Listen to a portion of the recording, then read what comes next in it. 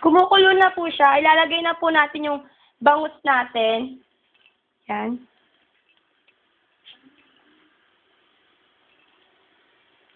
Siyempre po, paglagay ng bangus natin, yung isda natin, papakuluin po ulit natin siya kasabay nung isda.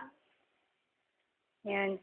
Maghihintay po ulit tayo ng 10 minutes para pakuluan yung isda kasabay nung sabaw na ginawa natin kanina.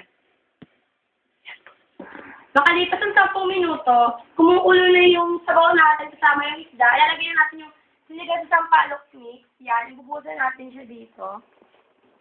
Kailangan po natin itong isang pakete ng sinigang sa sampalok mix. Kasi po siya po yung magbibigay ng atin dito sa sinigang natin. Yan. Pagkalagay po natin, isasama na po natin yung gulay natin.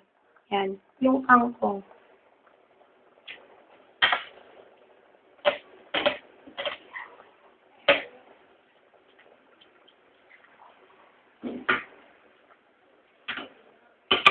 Yan. Nalagyan na rin po natin siya ng asin.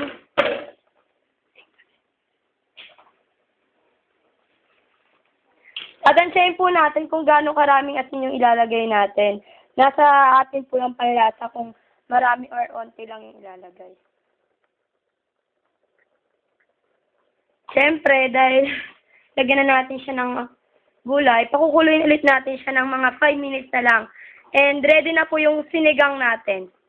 Makalipas na yung 5 minuto, yan, luto na yung sinigang natin at pwede na natin siyang tikman.